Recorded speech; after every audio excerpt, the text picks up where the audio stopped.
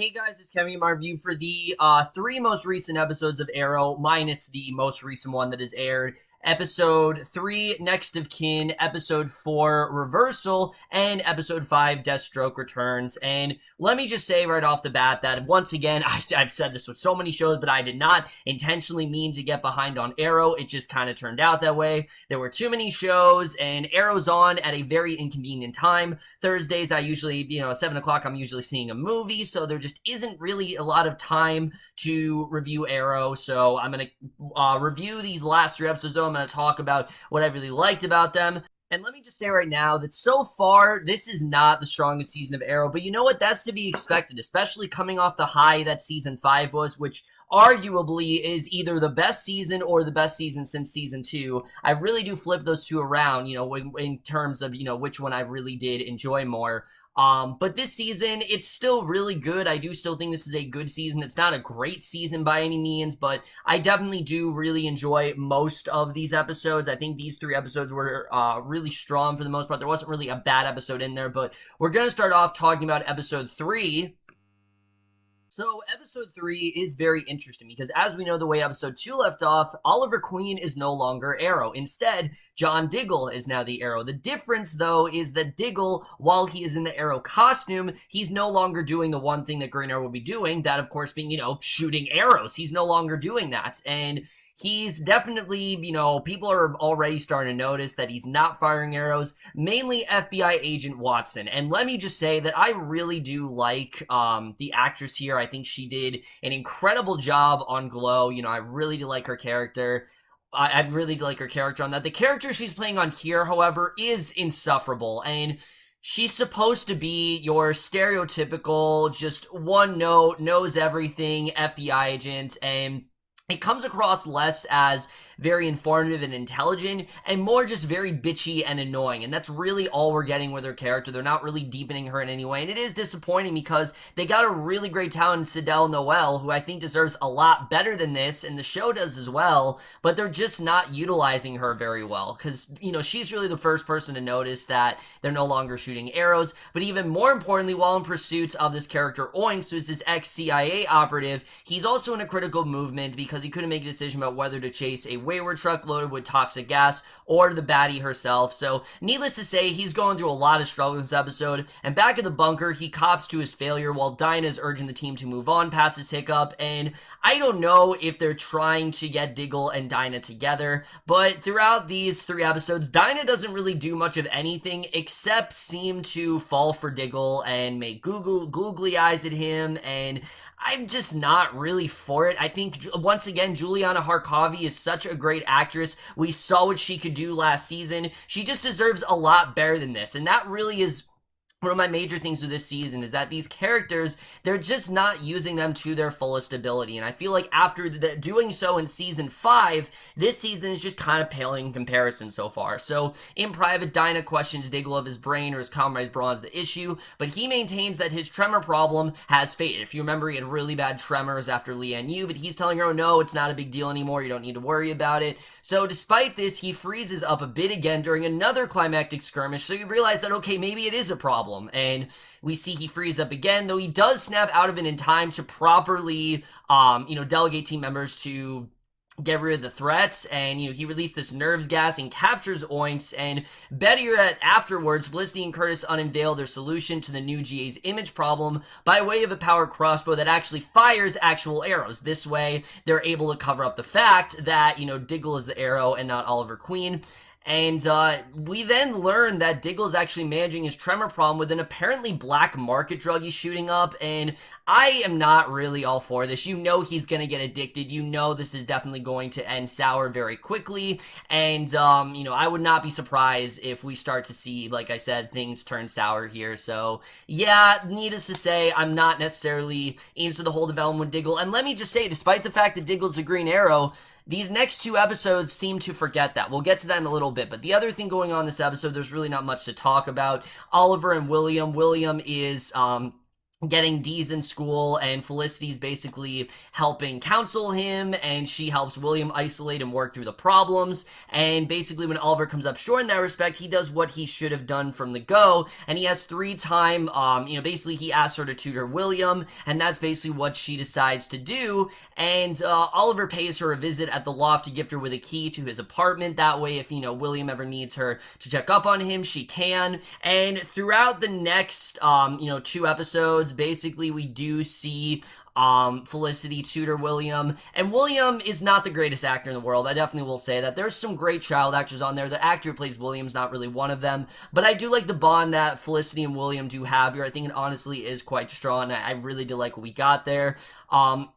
But the only other thing going on in this episode really is that basically since Oliver has basically undermined the value of the CCPD by turning a blind eye to Green Arrow, we see that, because of this, he actually used a loophole to subject the potential law to a citywide referendum that Curtis and Felicity have yet to name, because we know these two are definitely working together. We already got note of that in the last episode, but basically Oracle's apparently off the table at this point, so let alone the identity, the mission of their startup. And Agent Watson's pinboard reveals she doesn't have just Oliver in her crosshairs, but also Diggle, Renee, Felicity, and Lance as well. And again, it comes across less as she's very knowledgeable and more as just she's very bitchy. She's not going to stop, and I'm just not really a fan of this character. Overall, this was a good episode. I thought there was some good stuff going on here. It was cool to see Diggle changed up as the Arrow. I just wish it would have affected the show more drastically than it really did.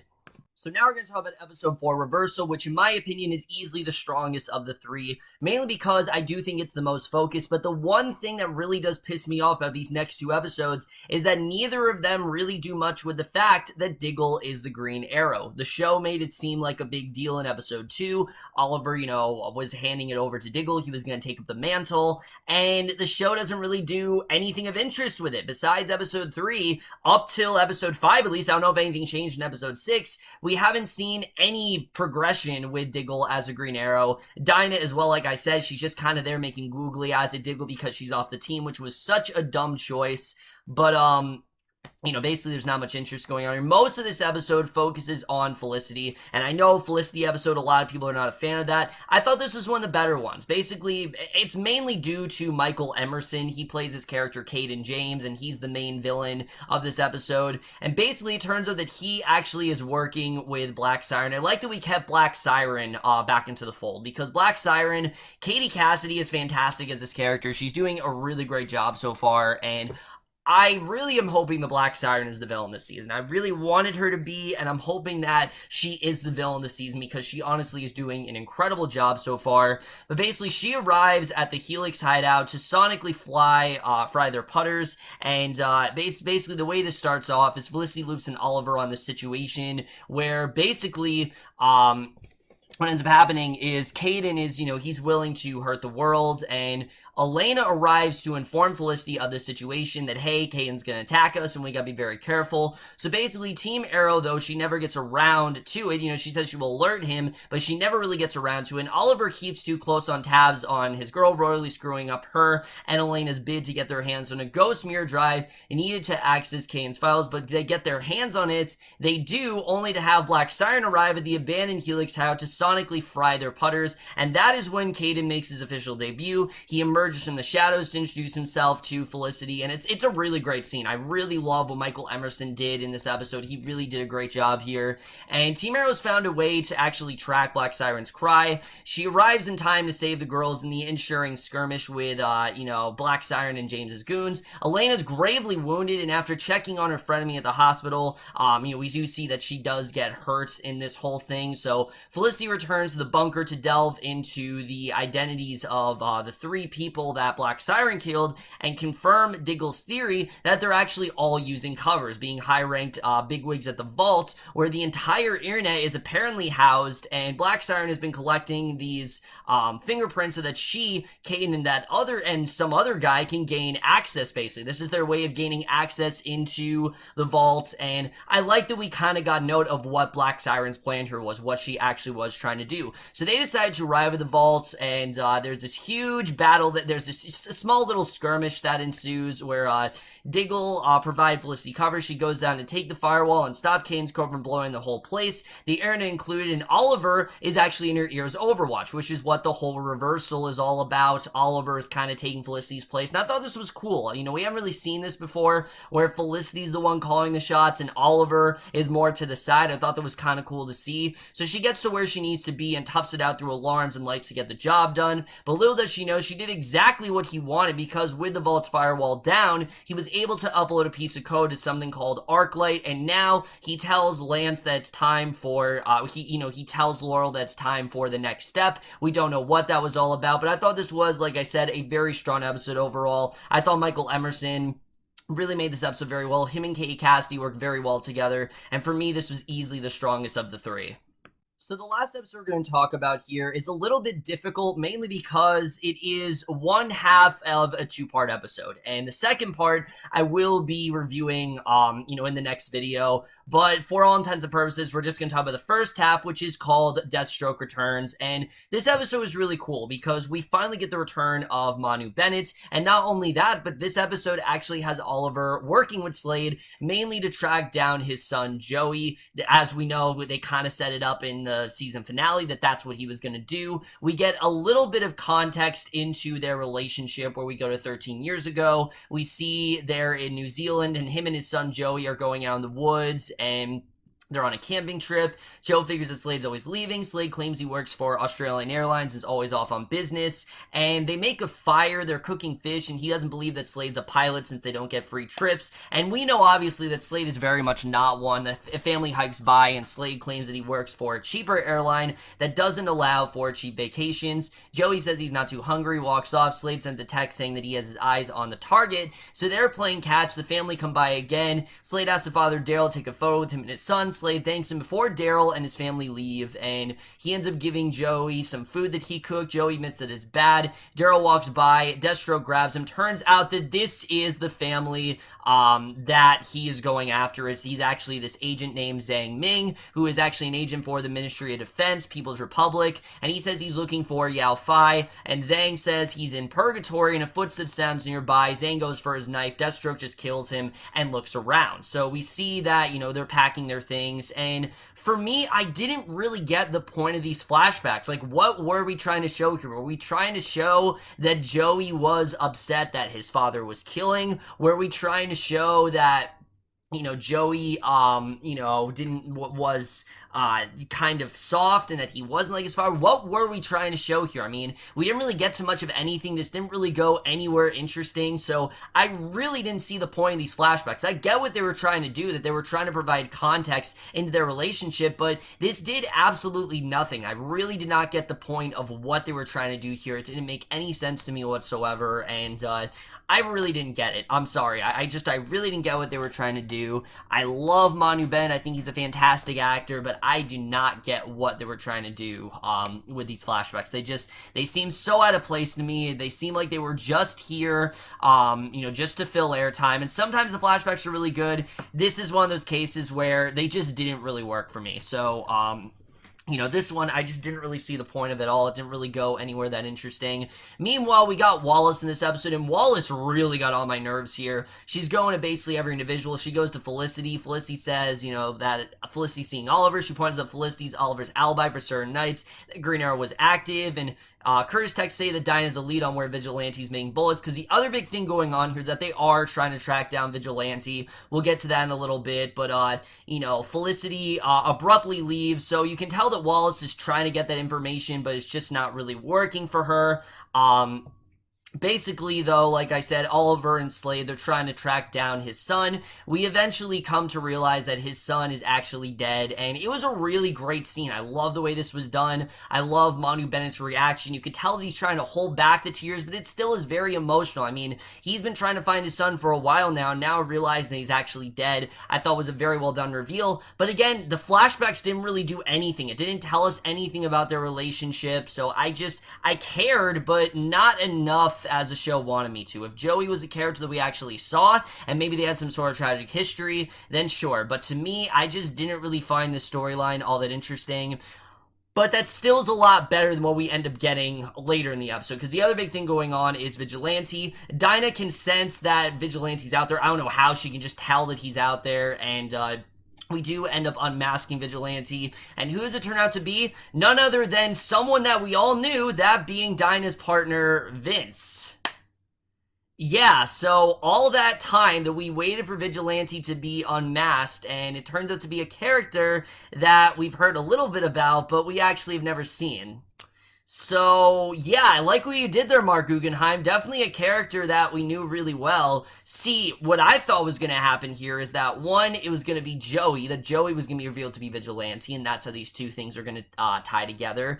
Two, it was going to be Roy. Why? Because Colton Haynes is no longer as busy. He's now off of Team Wolf, and, you know, he doesn't really have much else going on. So I thought that it was going to be revealed to be Roy, and that Roy was going to be the one as Vigilante, and that's how Roy was going to come back in the show. Because I've heard rumors that Colton Haynes is coming back. Colton Haynes coming back. And I thought the reason they didn't bring him back is because he was going to be revealed to be Vigilante. But no, it turns out to be Vince, and I just didn't really care. And it's not because I don't like Dinah. It's not that. It's that Dinah hasn't been on the show that long enough for us to really care about this. I mean, we knew obviously she had a partner and he was out there, but it turns out that he actually was alive. She thought he was dead. So all that time where she had that arc last season, turns out he was actually alive, and I just don't understand this. Like, why was he after Oliver? Why did he try to slow them down? I mean, if he would have appeared when Dinah first started, then it would have made sense. But Vigilante didn't appear into the show way before Dinah appeared. So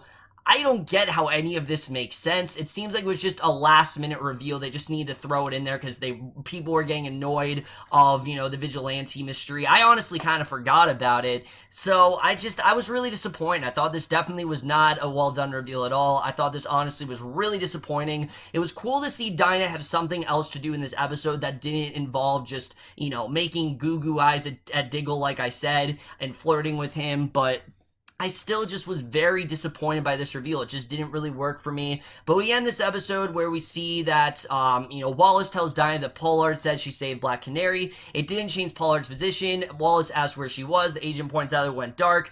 Dinah disappeared and Black Canary was there. And she says she focuses on what she can prove and leave. And Dinah notices a matchbox on her car's dashboard inside is a paper rose like the one that Vince made. Looking at it, she smiles. So I'm assuming that Dinah and Vince, I don't know really what's going to happen here. We'll just have to see the way this really does go. But we end the episode where Nylander asks what Slade's plan was. Slade says he will join the Jackals as long as they let Joe go. And basically, Oliver watched from the shadows where he says that they need Joe. Turns out Joe actually comes in. He's actually their boss for the Jackals, and Slade stares at him in shock. And that's the way this episode ends. And here's the thing with this ending here is that, like I said, this very much did feel like they were just having a cliffhanger just to have a cliffhanger for, the two-part episode. I don't know where part 2 is really going to go, but Joe is now, he actually is a Jackal, and I'm definitely interested in seeing really where that does go. I did not believe that he was actually dead because this is a two-parter, and you knew there was going to be more to it, so I did not for a second believe that he was actually dead. So, like I said, that didn't really work out. I have not seen the second part yet. I'm very interested in seeing really where it does go. I like Manu Bennett, but this was just not really that strong an arc for Slade, and so far it's just not really working. The Vigilante reveal, like I said, the biggest problem with that reveal is that we just don't have any connection to the character. We haven't seen the character before. We've only seen him in very vague flashbacks, and even that, Dinah has not been on the show long enough for us to really establish a connection with this character. So it just didn't really work out for me. I don't know why they took it in this direction. To me, again, it just seemed like a last minute thing where they realized that they didn't know who they wanted, Vigilante to be. So they just picked the most random, person possible. And now we have Vince. So I just don't like it. I don't like the way that went. Also, Diggle, I do not like the way the show is handling Diggle as Green Arrow. I think that they're not using him enough. They're using him way too sparingly, and I feel like they should be using him a lot more, but they're just not, unfortunately. So, needless to say, yeah, there are a lot of problems with this season. This is not nearly as strong as a season as I think season 5 was. There's a lot of stuff that just there's a lot of characters they're just not utilizing well. Like I said, they're using Black Siren sparingly. I don't have a problem with that. I think Black Siren's gonna be the villain of the season. They usually end up using a villain sporadically, and then they become a lot more prominent as the season goes on, so I'm perfectly fine with that. I don't like the way they're handling Diggle as the Green Arrow. It doesn't feel as big as a change as it should. I think that Oliver still has too much involvement in the main story. I get he's the main character, but he's not the Arrow right now. I feel like Diggle should have more going on, but he just doesn't, minus episode 3. He just doesn't really have a ton going on right now. And Dinah, like I said, I don't think they're utilizing her character as well. And it just seems like the show, there's just too much going on at this point. There's too much happening. And I am hoping the show really does slow things down a bit, because I do think right now there's a lot of potential, but there's just a lot of stuff going on. It is hard to kind of keep up with everything. I do like seeing Oliver as a family man. I will say that. I think they're balancing Oliver as a mayor and Oliver the family man actually very well. I think definitely that's something I will absolutely give the show. It's just as a whole, the Watson character as well, I really am not a fan of. The Wallace character, I am not a fan of at all. But other than that, like I said, these were 3 really good episodes. They just weren't as good as they could have been. So now I'm going to rate each episode individually. So for Season 6, Episode 3, Next of Kin, I would give that episode a B. For Season 3, Episode 4, Reversal, I would give that episode a B+, easily the strongest of the 3. And for Season 3, Episode 5, Deathstroke Returns, I am sadly going to give that episode a B-. And overall, guys, that's it. I have now reviewed the 3 most recent episodes of Arrow. I just need to review the one from this week, and then I will officially be caught up. Let me know what you guys thought of these 3 episodes overall. Love your thoughts on it. Like I said, not hating this season. It's a bit of a letdown compared to the last season. It's kind of letting me down. It's not nearly as strong as last season was. There's still some good stuff in there, but it's not nearly as strong as some of the other ones have been. But that's in my review. Hope you enjoyed. I'll see you guys in my next video, and I will see you guys for that. Okay, bye.